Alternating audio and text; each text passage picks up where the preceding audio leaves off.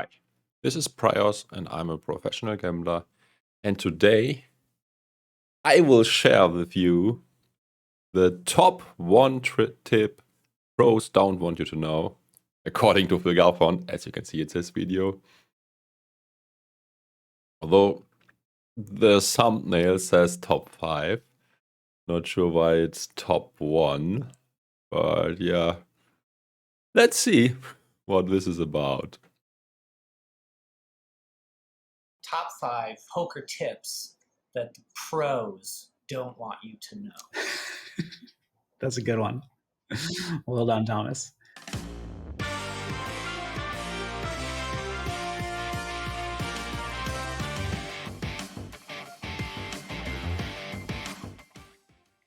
I think my problem is I take these too seriously, and I want to try to give the best answer. Why shouldn't he take it seriously? He should take it seriously. I'm very keen to get to know what he thinks is the top one thing pros don't want other players not to know. So he should take it seriously. Otherwise, what's the point in it? Sure that I can. So, things that come to mind are like, one, if you are a casual player and you're playing against a professional, in almost all cases, no matter how smart you are or how well you feel you can read that person, you're going to be the underdog. And that's something that a pro would not want you to think about. Oh yeah, that's actually a good one. Pros don't want you to know how big the edge actually is and how much time and energy we invested and how unfair this game actually is. Especially online, you also got all these tools that pros use on the side. Some even have illegal things like real-time assistance. I mean, this is cheating, but yeah, it still happens. So yeah, good one. But I think is helpful for people like that. I think it's obviously in poker anybody can win on any given day, and that's what's great about the game, among other things. But yeah, that's why very bad dudes can play against the best players in the world, and the best players in the world also prefer to play against these type of players because yeah, they can take their money easily.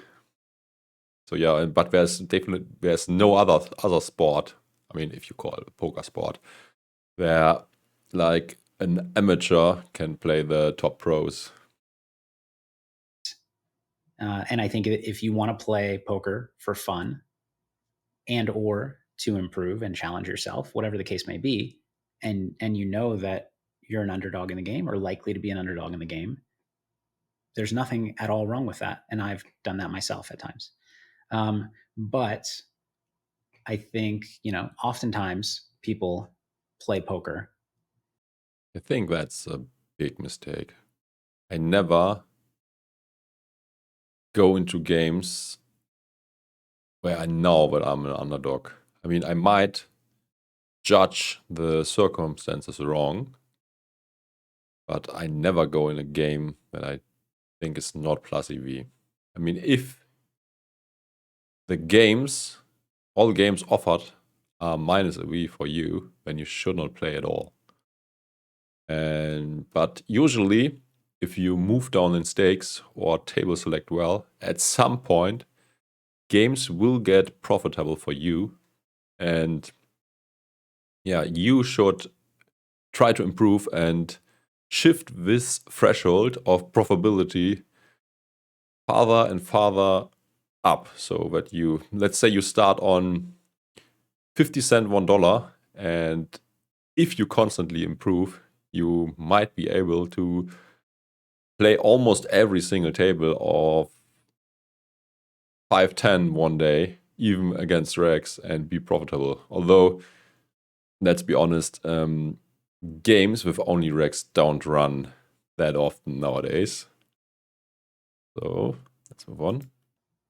Not having any concept of how big of a disadvantage they're at, and are playing for reasons that are untrue, like oh, I think I'm better than these guys, or oh, I think I'm, all I have to do is wait for a good hand, and then they're going to pay. I'm going to win a bunch of money. And so I think that, if everybody knew where they stood, or at least where they... I think this even happens among pros.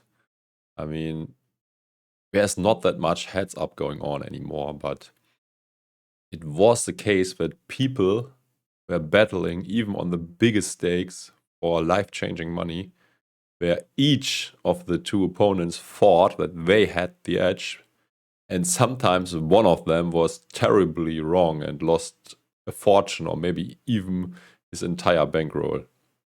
I think it happened a few times to me as well. I mean, I was always the guy on the receiving end. I always quit, even if I thought that I was for sure better than the other guy at some point.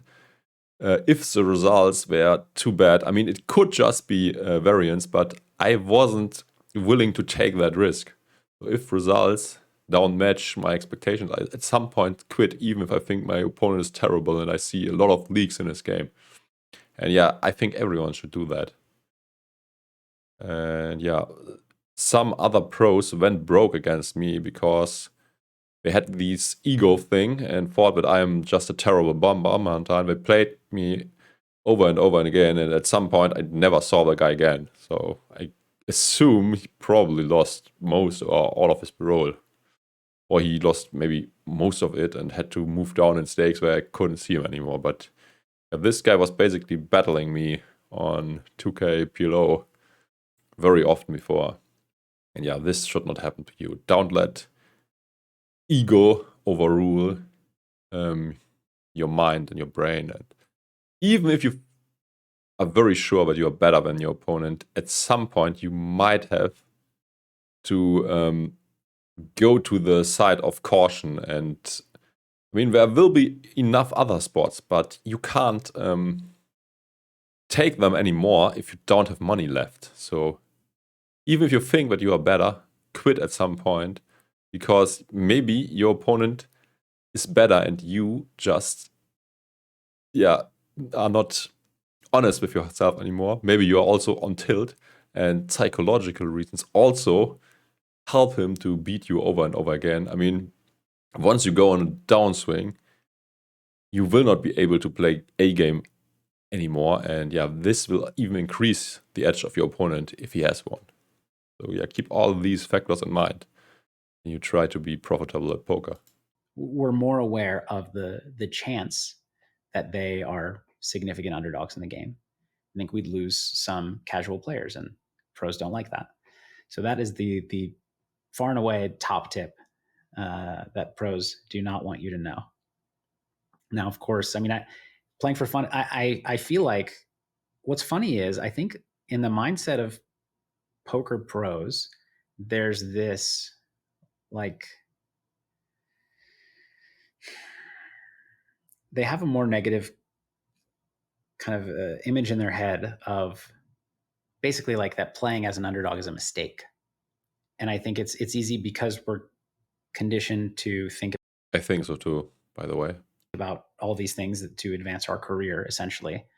I am also not sure why everyone always talks about you can advance your career and get better if you play better opponents. I think this is just bullshit. You should just move up the ladder step by step by step by step, and yeah, you will improve slightly and incrementally over time. And at some point, you will be able to play against the end boss and will not be an underdog anymore if you are smart and really invest time and effort. And yeah, I think it's just bullshit to go and play against people where you know that they are better. This is, I mean, a lot of pros tell you that, but I think this is just straight up nonsense and bullshit, and you should not do it at all. We just think that, And they also always say, I learned so much playing against dude X, Y, whatever. But I think that's just bullshit. You could also just watch him play or something like that and improve that way. So this is just, I don't know. a lot of people, I shouldn't say we, because I don't. A lot of people just think that, somebody showing up and putting up a bunch of money despite not knowing how to play well is like making a mistake, is doing something dumb, which in fact is not at all the case. Yeah, that's actually true. Some people might be just rich or wanting to compete against the best, and they are willing to have a disadvantage, but they love the challenge. But I think you should only do that with money you don't need. And if you lose it, it shouldn't bother you or change your life in a bad way. But if you do it under the right circumstances, when the money doesn't matter to you and you are prepared to lose it, then there's nothing wrong about playing against people that are better than you, if you have fun doing that and if you love the game. And if maybe you have a very profitable job or you are an entrepreneur and just have the money, so why not? If this is entertainment for you. People, well, it could be, but people play for entertainment. They play to challenge themselves. People play casino games all the time, fully knowing that they are the underdog. This reminds me of me and my videos I posted on YouTube recently, and people are like, "You are such an idiot. You are not a pro. You are just a degenerate." But I assure you that's not the case. I built a fortune with gambling and playing poker. So if I do something supposedly stupid sometimes, maybe you should try to see behind the curtain, and there might be other reasons why I do that, or maybe I just do it to push my channel or whatever. But I very rarely do things that are minus a V. Playing blackjack, playing roulette, playing slots. But I guess, I think people are overly concerned with like, oh, if they find out that they're the underdogs, they're just all going to go away. When in actuality, the casino industry is massive and sports betting. I mean, poker is a game. If you are not stupid, if you know the basics and can control yourself emotionally, even the best players will not get such a big of an edge. If you are like, let's say you play 6 max, you know how to play pre-flop at least a bit, so you are not just way to lose. And you also know to fold the cards later, then you will actually probably lose less than in casino games. I mean, what is a guy supposed to lose? Who do I describe like this? Maybe 30 BB per 100. So this is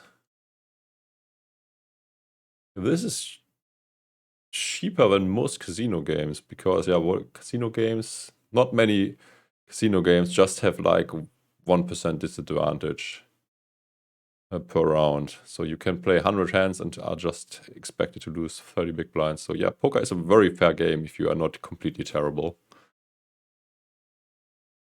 Industry is massive. And in poker, you can actually win and gain an edge over the other people, because you're not playing against the house, you're playing other people. But the downside is that you also have to beat the house, sort of, because you, in addition to having to beat the other player, you also have to beat the rake, and this can be massive, especially on smaller stakes. Although actually sports betting, I think a lot of people think they're favorites when they're not. Like that drives it more. By the way, I forgot something. Let's do it now, because later I will forget probably. I need more subscribers and viewers on my second channel. It's called Finance with Axel. And feel free to check this one out too. I didn't have much time lately, and producing these money related or investment in related videos take a lot more time. So, but you can expect that I will release new videos shortly as well. And yeah, feel free to check that out as well if you are interested in money investing cryptocurrency. Okay, let's move on with Phil Galfond. But the reality is, gambling for fun is a massive industry, and people love to do it, and I do as well. A lot of professional poker players will gamble in other ways for fun. Yeah, I think a lot of professional poker players are degens, or at least a bit of a degen. So a lot of people who play smart in poker, for example, I know some, when they lose a session in live casino, they afterwards go ahead and bet on roulette in order to get even if they are stuck. So something like that is just stupid. Or yeah, some poker pros had to get themselves excluded from casinos and just play poker because they are afraid to lose it all back when they play slots or something else. But yeah, they just think like, oh, and I think because of this, pros will try to not trick you, not lie to you, but, hide the fact that they play well, or try to avoid you coming to the realization that you might be an underdog. When, I think I think actually not that many pros do that. Like doing stuff that is bad in a vacuum, but good for their image. I don't know many, but yeah, I think the prime example for this might be, his nick was Harrington, so how is it his name? Lesnick.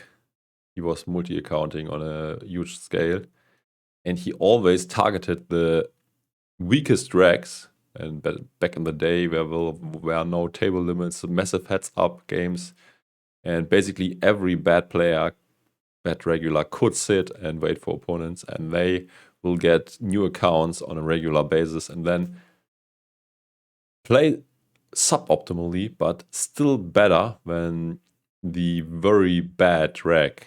And they would not realize, and they would think they play against a fish and lose a lot of money. And yeah,